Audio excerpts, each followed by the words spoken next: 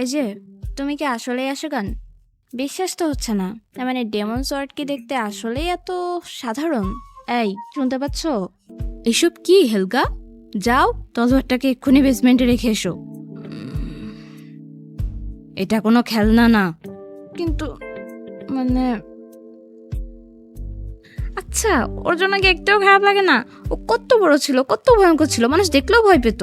এখন দেখো এরকম একটা তলোয়ার হয়ে গেছে, সারাদিন খালি এই চোখটা এদিক ওদিক নাড়ায়।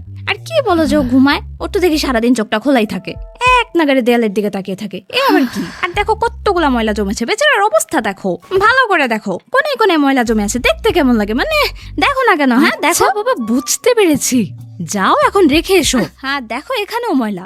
আচ্ছা, এরকম একটা মেয়ের থেকে করুণা পাওয়াটা মেবি আরো বেশি অপমানজনক, তাই না? তা যা বলেছ। ইস, এটা হাসছে।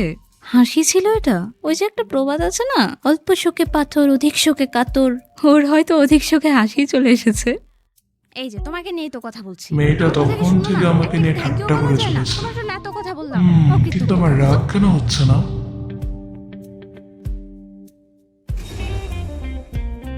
কুয়ে নাকি ওর কথাই বলছিল। ওর চোখে তো কোনো ঘৃণাও দেখছি না।